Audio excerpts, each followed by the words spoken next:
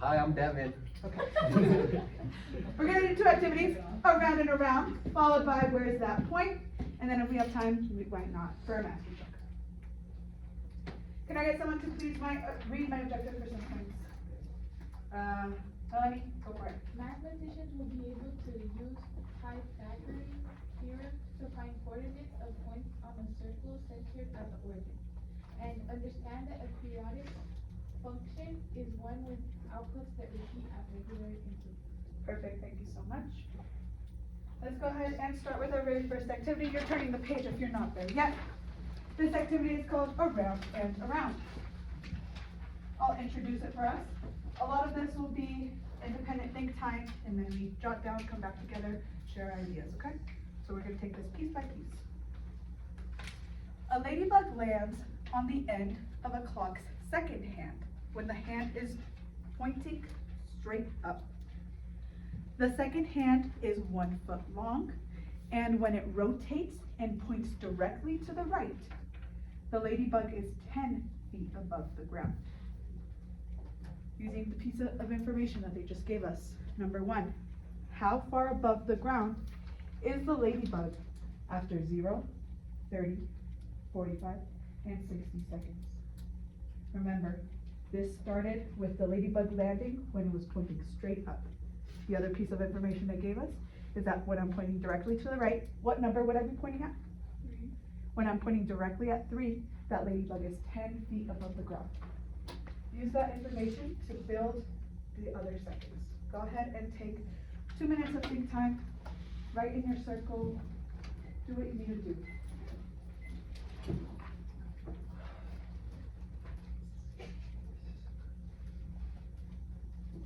Now, this is some people labeling right at that 3.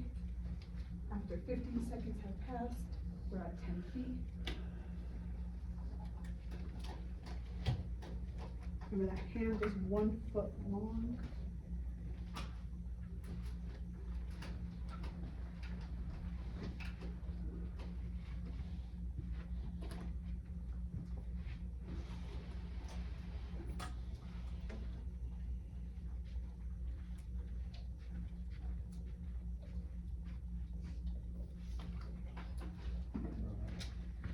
Take 45 more seconds of think time. I hate you.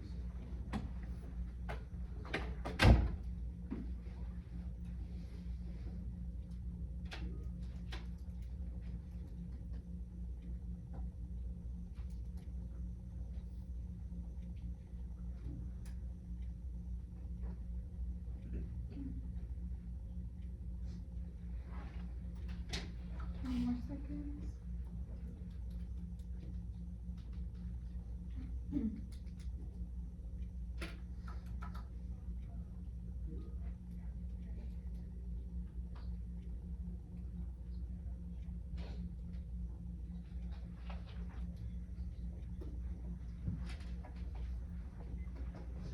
All right, now let's see what we have so far.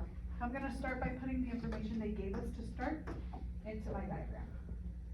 So the information that they told me is that when I'm pointing directly to the right, and you guys told me that I'd be pointing at 3, how many seconds is that? Like if I started at 0 and then went to 3, how many seconds? That's 15 seconds. So after 15 seconds have passed, the ladybug is 10 feet from the ground. What about that 45-second mark?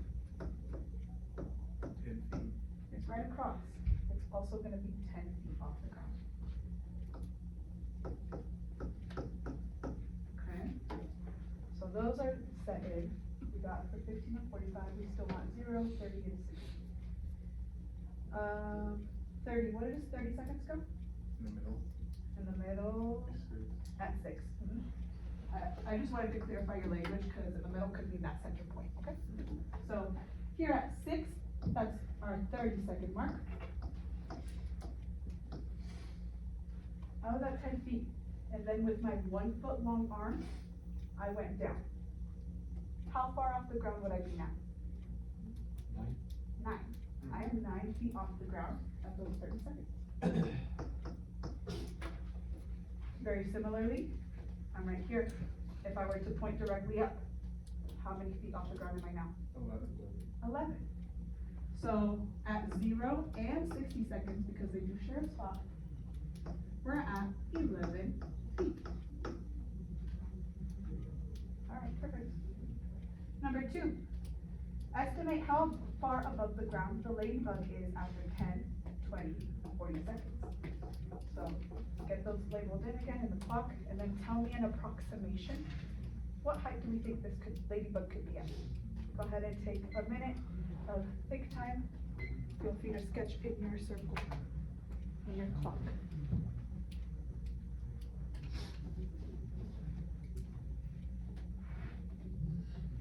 Perfect, I see people labeling that 10, 20, and 40 second spot on the clock.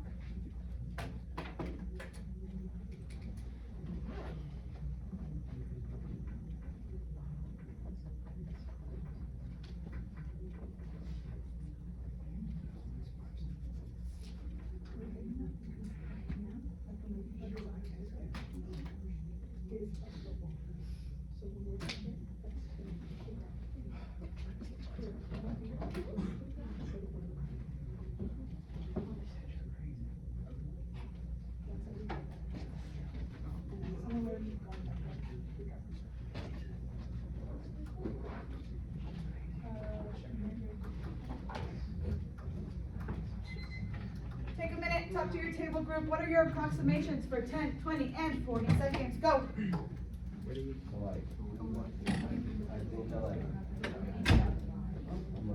I don't know the feet, but I could like 10. What about you? But I don't exactly know. Like, what are y'all thinking for 10, 20? Okay, so You're not the labels, right? Someone's gonna be at that. What? Are you looking for? Probably like 10.5, right? Because we're between.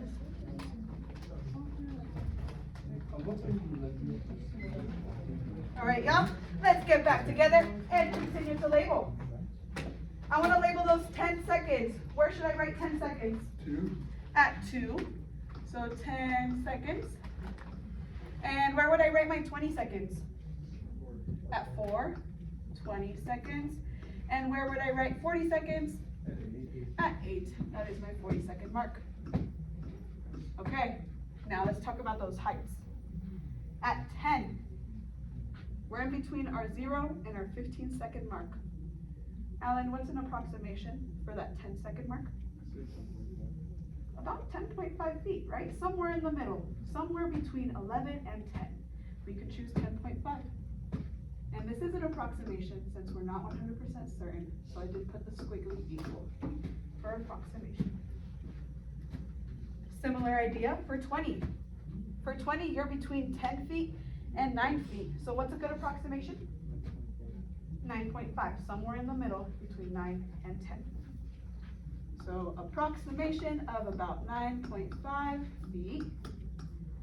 And similarly with 40, I am between that 9-foot mark and that 10-foot mark. So what? Like 9.5 again, yeah.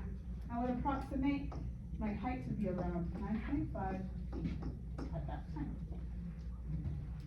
Very nice, Del. Number 3, if the ladybug stays on that second hand, describe how the distance from the ground will change over the next minute. What about the minute after that? Go ahead and take a minute silently. Jot down any ideas you have. Go for it.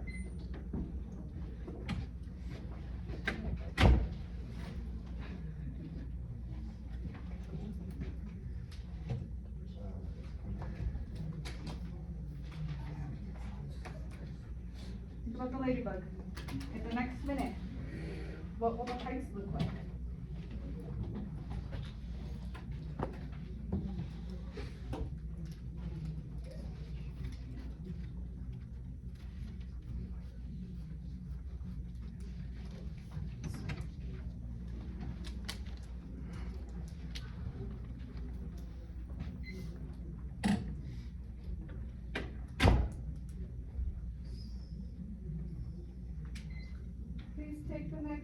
45 seconds, talk to your group.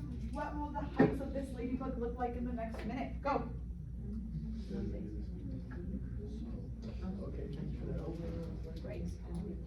it gonna be like? Are these height values gonna be different or gonna be the same? Yeah, right, because the clock is not moving. And as long as the ladybug stays on my hand, he's just going around and around and around. No value changes, we're just going around doing this.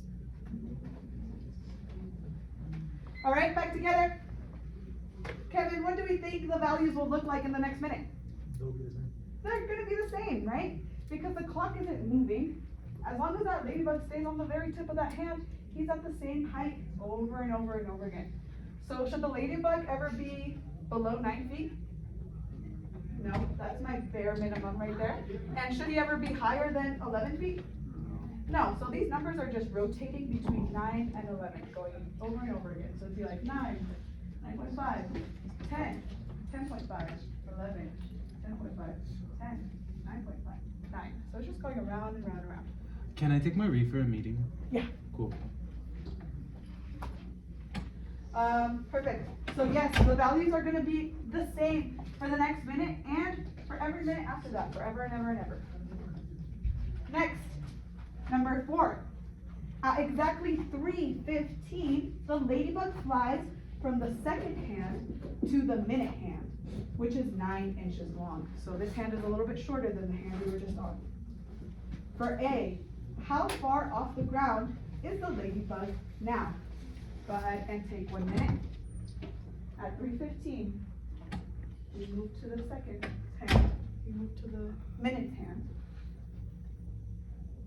How far off the ground is he at 3:15? I need to see us drawing in those hands maybe, that helped me see where the ladybug would be at 3:15.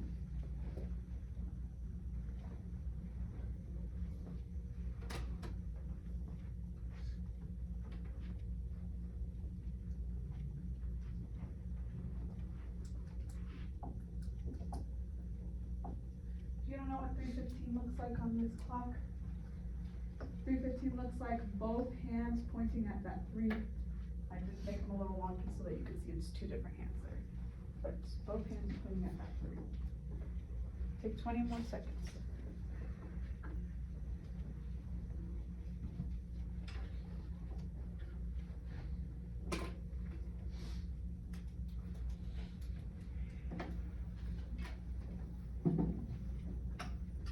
All right, what's my answer for A? What's the height of the ladybug off the ground at 3:15? Not 8 feet. How do you get 10? Because it's 10, and this 10 for this. Yep, all the way across in that center line, you're gonna be 10 feet above the ground. The only way that shorter hand is gonna affect our lengths is if I move any point down there or any point up here. But on that flat, straight line, that is still 10 feet. So our answer for A is 10 feet. What about for B? At what time will the ladybug be at that height again if it stays on the minute hand? There are many, many answers here. Go ahead and come up with 2 in the next minute. There are 2 other times where the ladybug would be 10 feet off the ground. There are many, many answers, just give me 2.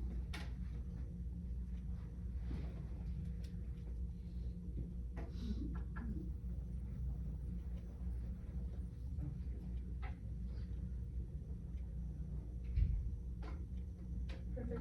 Really, how often will the ladybug be up at that 10 feet again? 30 minutes or 1 hour? Every 30 minutes. That's also 1 hour, right? That's 2 30 minutes. 3 30 minutes is an hour and a half. 4 30 minutes is 2 hours. So yes, every time you travel half that clock, we're gonna end up back at that 10-foot mark, okay? Every 30 minutes. So you could have said 4:15, or 4:45, or 10:15, or 10:45. Anything that ends in a 15 or 45-minute mark could be possible answers here. Very nice. And with this activity, we've been building the idea of 2 of our definitions that we're gonna be working on. They're on my board, so we do very much need to know them. We're gonna get those down. You're up next, so make sure you've got pencil in your hand and you're ready to write. I didn't necessarily give me a spot in my slides, so I'm just gonna kind of write it in that top corner. I got two definitions for y'all. First one is for a periodic function. So, periodic function. A periodic function is a function whose values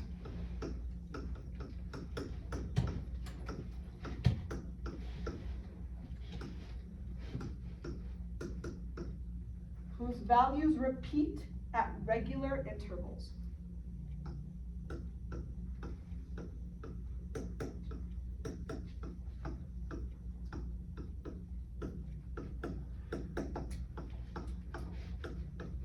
So that's kind of like what we just saw with that clock, right? Every 30 minutes, we're ending up back at that same height. So we got repeated values on that regular 30-minute interval. The second word that we will learn today is period. The period is the length. The length of the interval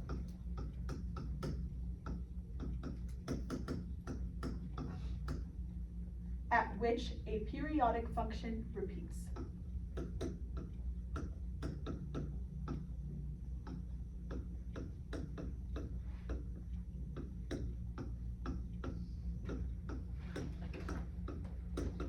Again, a period is the length of the interval at which a periodic function repeats. So for this function, the clock function, we can say it repeats every 60 minutes. Every 60 minutes, we'll see those same values in the same order. Those are our two vocab words that we're starting our unit off. Make sure you practice them as we move forward. Oh, no, I don't have that. Okay, on to our next activity. Please join me at our next page if you are not there quite yet. This is called Where is the Point?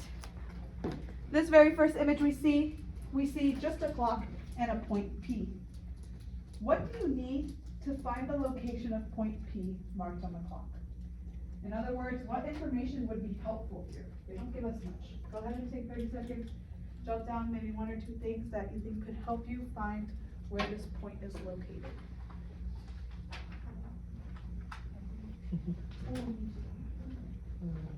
What are things important to circles? What are measurements that are important to circles? Sure.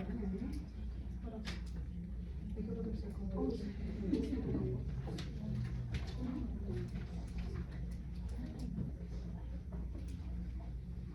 Take the next 30 seconds, share with your group. What's maybe one piece of information you think would be helpful for finding the location? Go.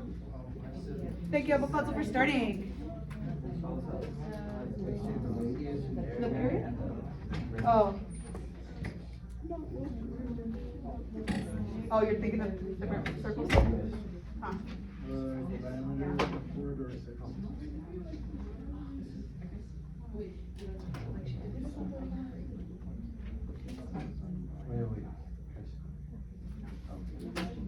All right, what is maybe a piece of information that I could use to help me here? What's one piece of information we came up with?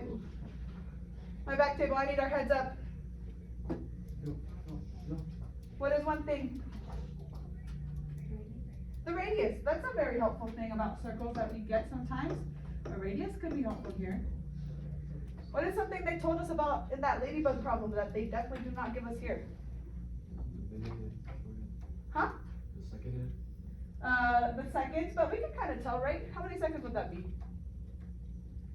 That would be 10 seconds. So they kind of do give me that in my picture. What's another piece of information they gave me in the ladybug problem that they aren't giving me here?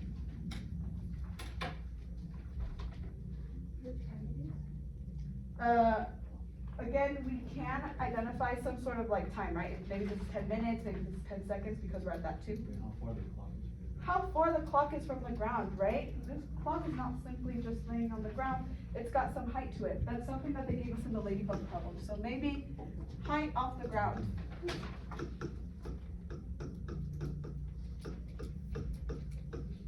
All right, those could be helpful. Let's look at the next one. Here we get a circle, and they give us some extra information. They tell me the radius, and they tell me one of my coordinate points. They want me to find the y coordinate of this point. So, if you remember from our objectives, our first one said that we were gonna use the Pythagorean theorem, and that's exactly what this is going to be.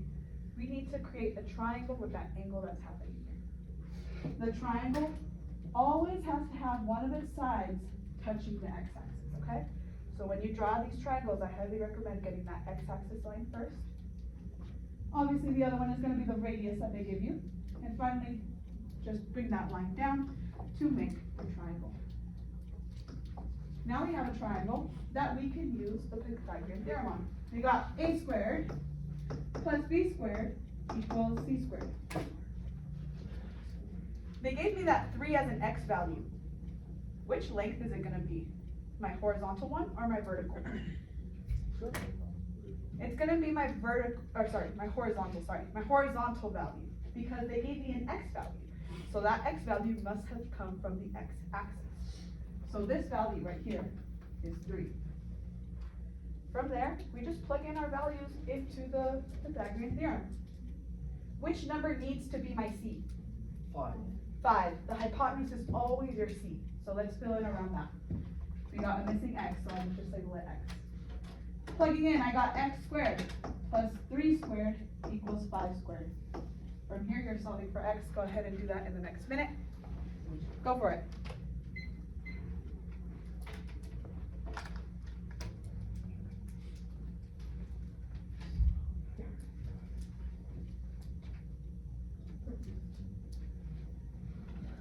If you're ready to start trying this, go for it.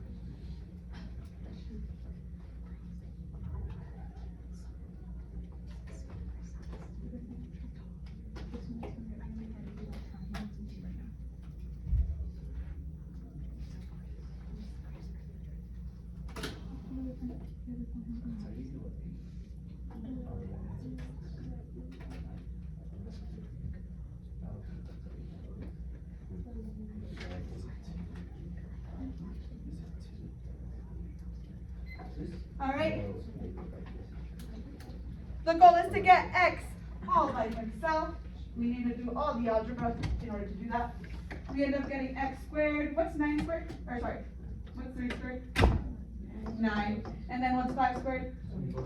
25. Get x all by himself. That means subtracting that 9 over, which gives me 16. So I now have x squared equals 16. How do I get rid of that squared? Square root both sides. This time, it is important to acknowledge both the positive and the negative solutions. Because if you notice, we're on a coordinate grid, right? And we do have positive and negative values on here. So sometimes we'll have to choose between the positive and the negative value. So I would write them both down at first. Seeing that we're in the first quadrant, should I choose the positive or the negative version? The positive version. So finally, my answer is y equals 4. All right?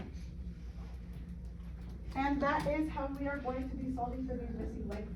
Go ahead and try these next 3 problems. Remember, when you're drawing in your triangle, one of your lines has to be touching that x-axis, okay? If it's not, you drew the wrong triangle. I'll leave this up for a couple seconds. I'll switch over and draw those triangles in about a minute, just to make sure that you guys can double check yourselves. Go ahead and take some 8 minutes to work on these. Go for it. I don't think so.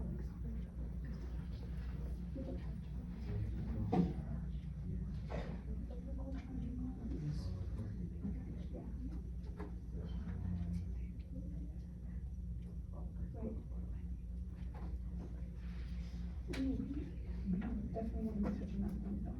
And now you just did that touches my end, but we don't want to coordinate together. So we want to touch this one, okay?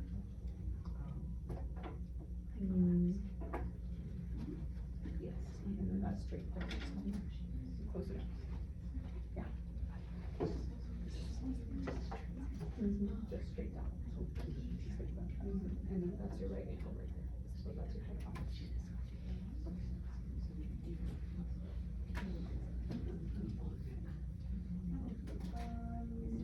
How do you draw? I would have to get my computer because it's not like what's on this right yet. Let me check.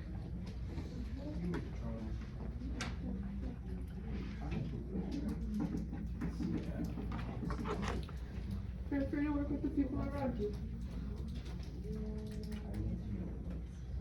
Shouldn't be touching the extra axis. It's only touching the line. This is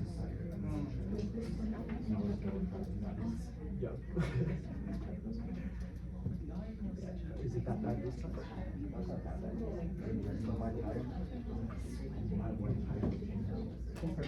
Yeah, so finding the radius is finding that hypotenuse.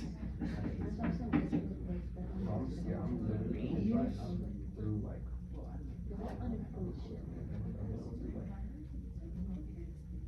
I'm not gonna go on 26, I'm only gonna go I'm trying like a graduate student.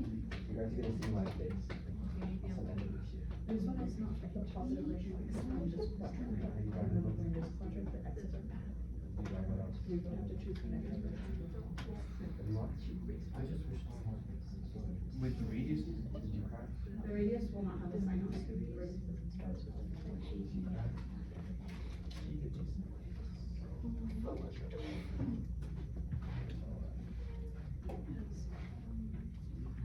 Okay, so I'll just run them over the hypotenuse or something else. So maybe it's the way you do your triangles start off a little bit like that, cause you drew your, like, you drew it on the x axis, you know, like you did yourself in the yes. This. Make them around.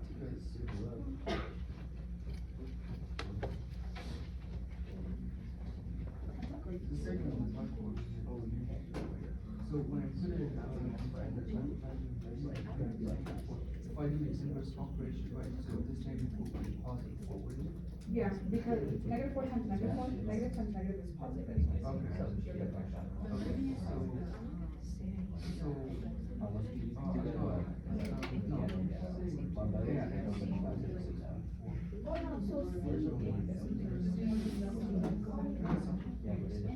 Ooh, right here, when you switch. So you did this switch. With that, I think it's because if you put it here and here, that would be minus 16.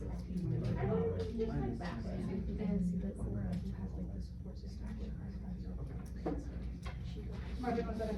Yeah. Pretty big good point. No, they give you this coordinate point. This is negative 5. Negative 5 is right there. So this line is 5. Okay. And then going up this phone. Yeah, let me go draw these triangles. I'm gonna draw the triangles in. If you're struggling with drawing them, they are a step that is hard to like get used to.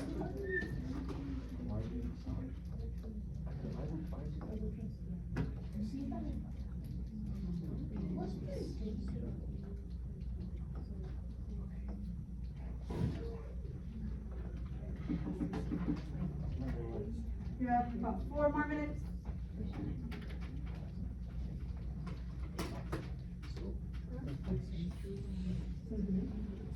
Perfect. Are you gonna choose the positive or the negative version for a length? For like 31. Or just the phone. Yep, lengths can't be negative, so you've gotta go with the positive version.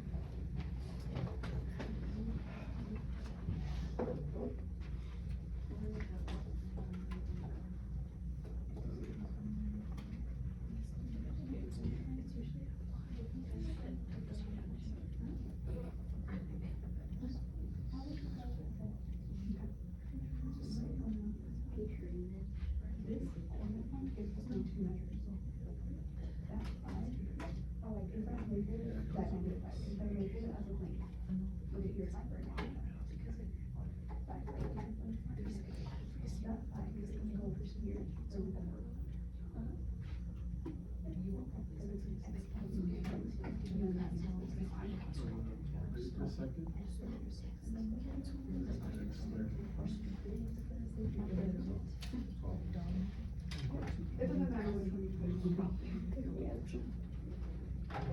Don't expect.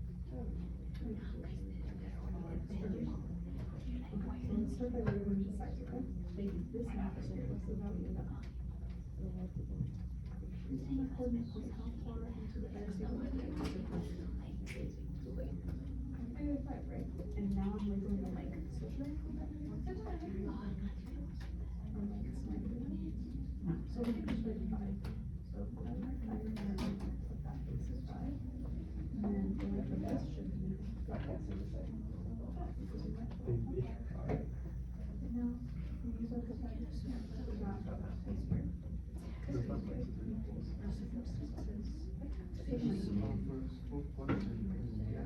Muy malo. Yes.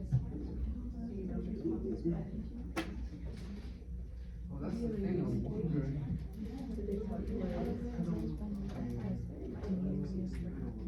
Would they need to specify for you to choose? I think you should throw in They would have to there. specify, because the way you wrote it, the way you drew it, would it be a positive or negative? Positive, right? But it also could have been on this Loud. side, and that would have made it negative. So it's both answers. Oh, I never said I would, I said. Come on, let me check our time. because we I have got a time. schedule. Yeah, what time was it? Figure it out in 6 minutes. The second one, I believe, and the third one, Both have words. X equals 3. Yeah. Would this one be a positive or a negative one? The negative. All right, y'all, let's work through these as we can. We only got about 5 minutes left before the end of class. Let's start with our very first one. They give me both coordinate points, so they actually gave me both lengths right here. My base that is on the x-axis, what's the length of that? 5. And we shouldn't really stick that negative on there because a length of a triangle is never going to be negative, so we can stick with just that 5. What should the height be? 12, beautiful. And we are looking for that hypotenuse, which is the radius. So, putting it into my formula, I got 12 squared plus 5 squared equals x squared. You do all the things, you end up with 169 equals x squared. How do you get x by himself again? Square root both sides. And when we do square root, we get both a positive and a negative value. Which one should we choose for the radius? A positive value. Lengths are not negative, we're choosing a positive value. Our radius is equal to 13. Beautiful. Next one, number 2. They tell me that for point Q, the y coordinate is -4. So with this, they gave me one of my lengths.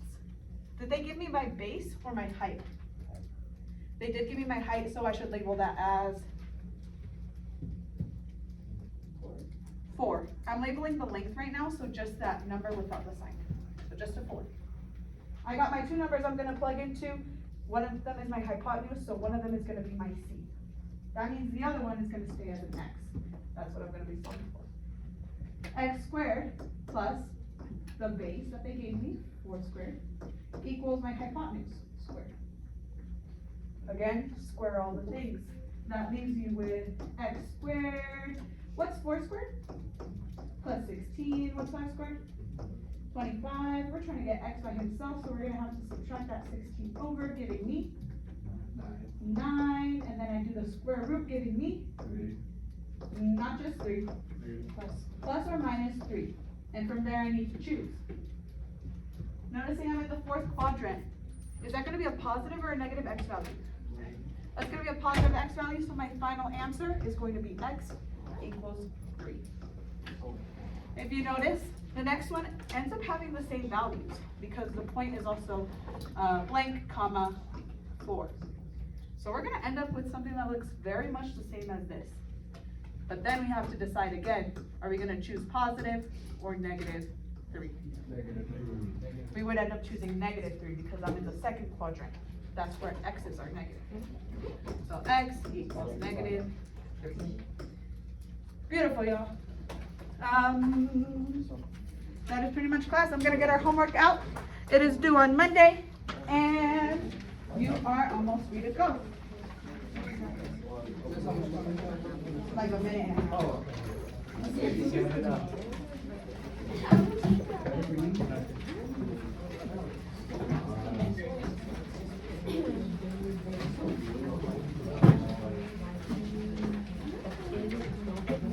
Yes.